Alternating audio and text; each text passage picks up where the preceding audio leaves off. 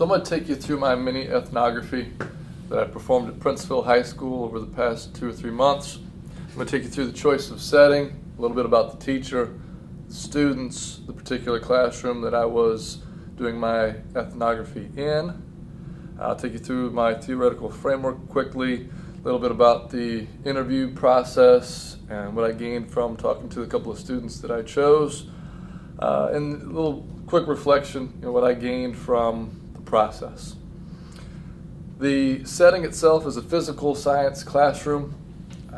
Most of the classrooms that I have observed here have been in the social studies or English departments, because I've always seen the fit between those two. And to be honest, I wanted to get to a different setting. I've heard good things about Mr. Phelps's classroom. Bill Phelps is the teacher that allowed me into his classroom for 5 different classes. We have 85-minute block schedule where we see kids every other day.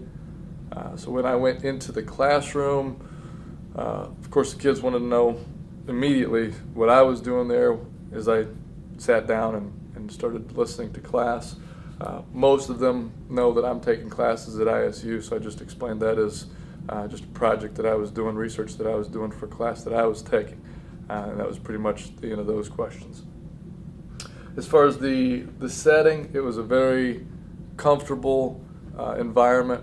Students were free to ask questions, free to banter back and forth with the teacher. It's a pretty comfortable setting, pretty casual setting.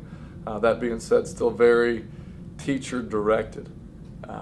One where the use of the smartboard was prominent. The notes, were taken from the smartboard, given from the teacher to the students.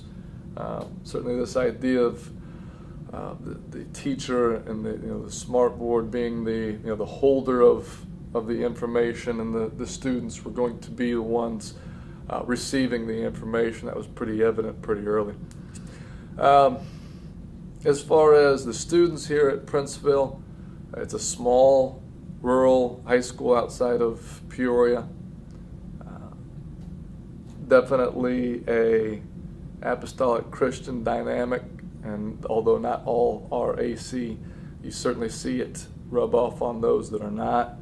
I've never seen anything quite like this school as far as the discipline is concerned. There are absolutely no discipline problems. In fact, last year's discipline report had nothing but cell phone infractions for the whole year. So discipline is never an issue.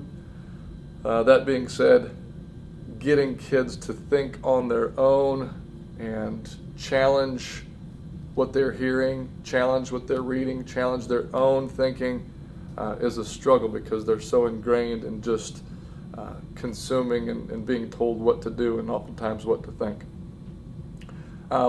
The class that I was observing, there were 21 students.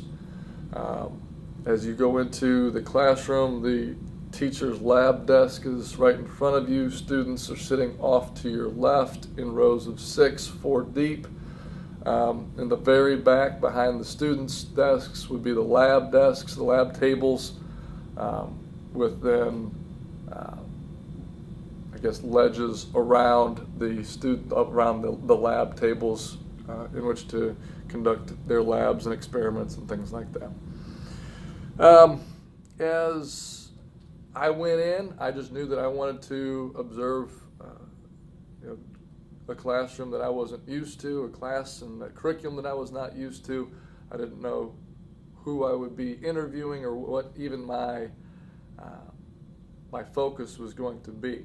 But after just one of my 5 observations, it became pretty clear to me. In the question and answer session, which is really throughout the class, throughout the lecture, as people were questioning and answering and discussing a lot of these elements, I noticed that one of my students, Lexi, was participating a ton, and she was one that would sit oftentimes in my classroom and go days without saying a word. So very quiet in my classroom, yet very open and participatory in the science classroom. Another student, Tyler, participates in my class on a daily basis, multiple times, very outgoing, deep thinker, and he was not participating at all, I noticed, in this first class. So that jumped out to me, because I guess my perception, even though we don't have kids that I don't have classes where everybody raises their hand every day. It's a pretty open environment, and kids are encouraged to participate. But I assume those that weren't participating in my classes were just more reserved, shy, weren't participating in other classes. So I wanted to dig in on participation a little bit. The framework, the theoretical framework that I used was radical behaviorism, something that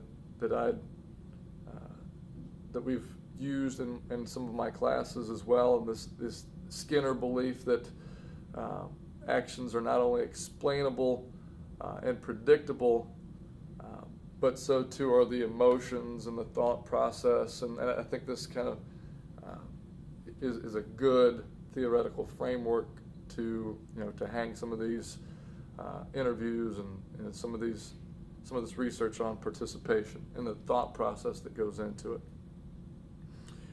Used social critical theory because the individual action and thoughts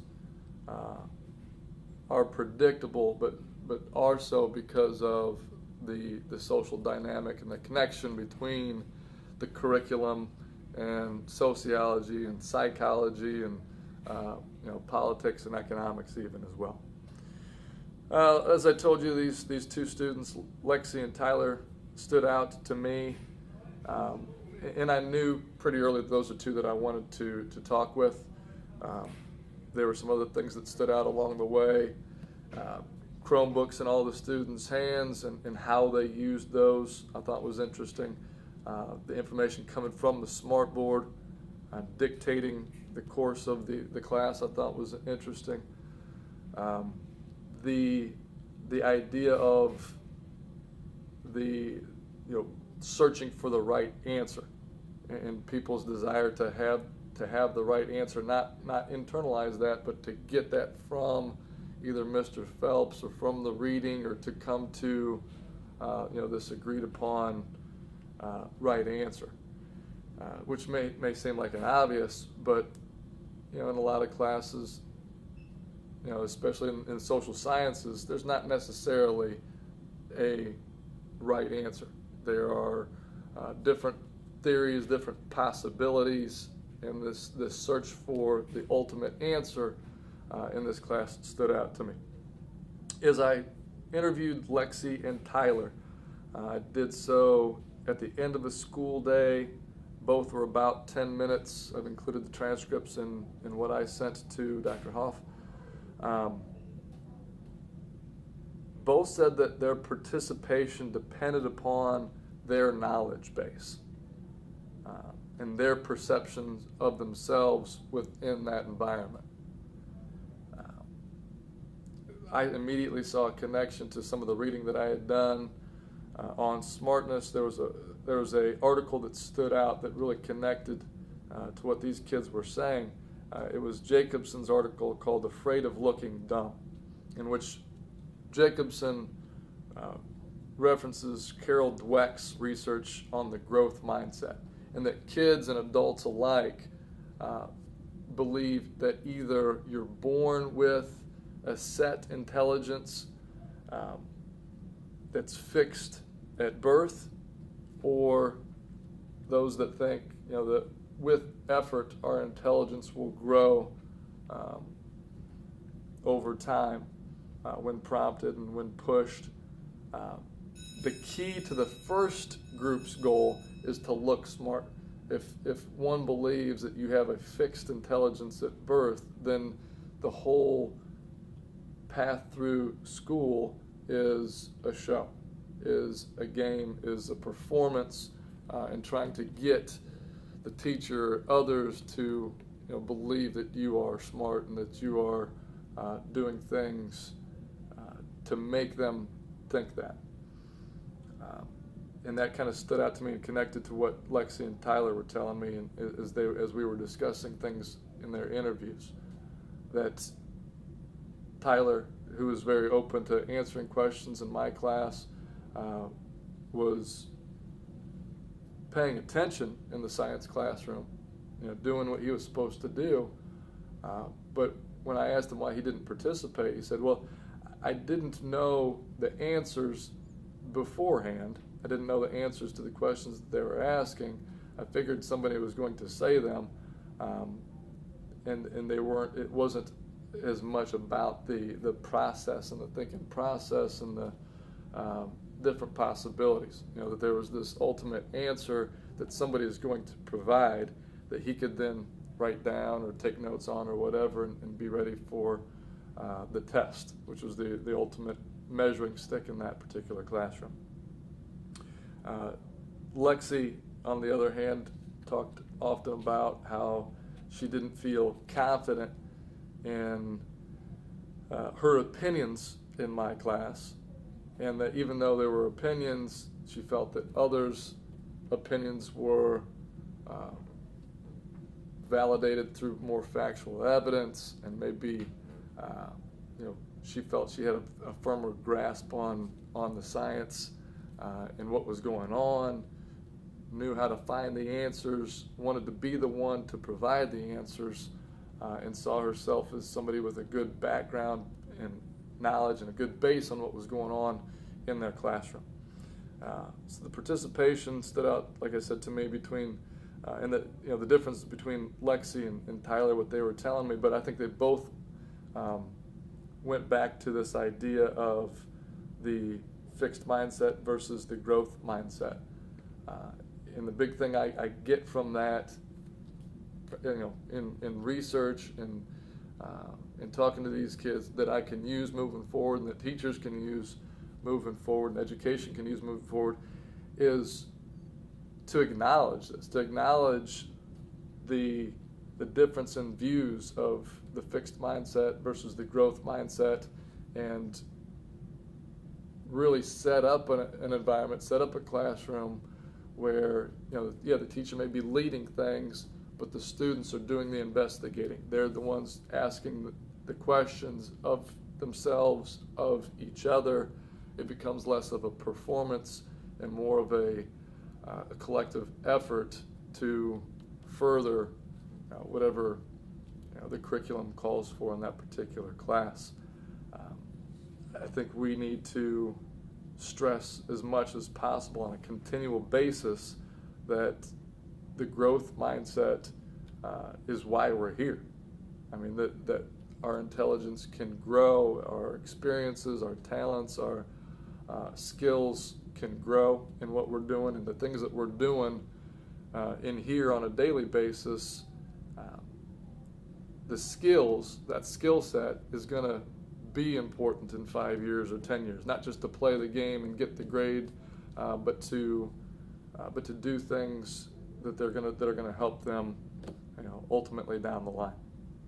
So those were the basics of my ethnography, my mini ethnography, my interview, my framework. If you have questions, Randy has my number. You guys can call me, text me, whatever. But sorry I wasn't there to listen to the other speeches. I would love to, but it's my little guy's fifth birthday. So even though research says he probably won't remember it down the line, I will. So I wanted to be with him, and sorry I missed yours.